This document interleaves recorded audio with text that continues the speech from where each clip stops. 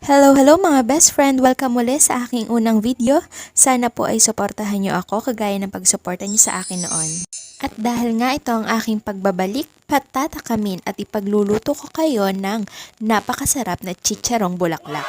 Ay siya, ihanda mo na ang iyong tiyan at paniguradong ikaw ay matatakam. Hindi ko na rin ito patatagalin mga best friend kasi kahit ako gutom na rin ako. O siya, tara, luto tayo. At dahil nga ho wala tayong naabutan sa ating suki sa palengke ng bitukang baboy, ay dinala tayo ng ating craving sa Robinson din sa Calapan. Aba, ay tama na ring isang pack at talagang hindi pa tayo nakakakain ay nakakapanakit na ng batok. Unang kapit ko pangala ang hodini sa bitukan ng baboy ay talaga nakakakilabot na aring mantika na are. At dahil nga ho hindi na kinaya ng powers ko mga best friend, sa tanagal-tagal ho ng paghuhugas ko ay hindi ko maalis-alis aring sebong are, ay talaga naghanda na laang ako ng isang tubig na may konting suka at inilagay ko nga itong mga bitukang ito at pakukuluan natin ng mga ilang minuto. Habang iniintay nga natin na kumulo ang ating bituka, ay ihahanda muna natin ang ating mga pampalasa. Inuna ko nga ho itong bawang at pinirat ko nga lang ng paulit-ulit kagaya ng paulit-ulit niyang ginawa sa akin. Char! At isinunod ko na nga ho itong sibuyas, isa lang ang aking ginamit at baka maiyak pa tayo mga best friend. Mahirap namang umiyak ng masarap pang ulam. Alam niyo mga best friend, napakadalang namin makakain ng ganitong klaseng pagkain kahit nung mga bata pa kami. Nakakatikim lang kami ng mga ganito kapag nagluluto yung lola ko. Alam niyo yung halo-halo? Yung pinagsama-samang bituka, atay at lamang loob ng baboy. Naku, tuwang-tuwa na kami kapag nakakatikim kami ng ganong klase ng pagkain mga best friend.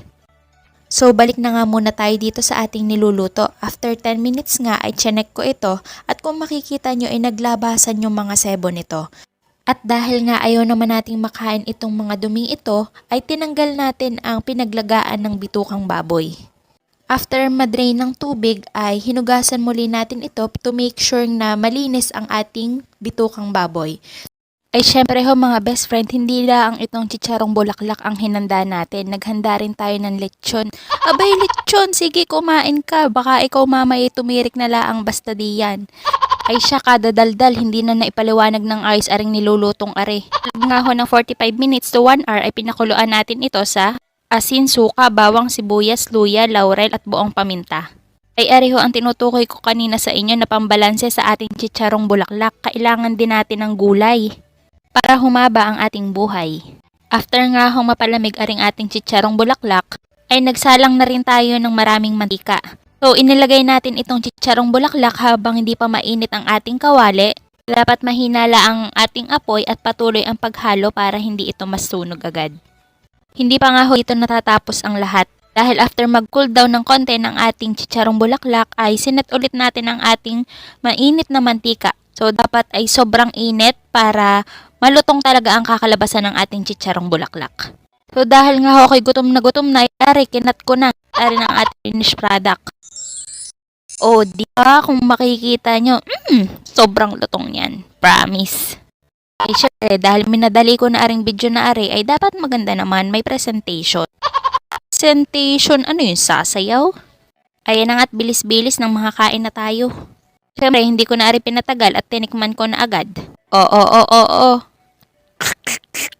O, diba? Ang lutong, crunchy, tuwang-tuwa yarn. Sige, katakawan, nabulunan pa. Oh, may pagsayaw pa, oh. At syempre, pagkagat mo sa bituka, kailangan kakagat ka rin sa gulay para balanse nga, diba? Paulit-ulit. Ay siya, maraming salamat ho sa inyong panonood. Tatapusin ko na are at gutom na rin daw ho ang aking mga kasama.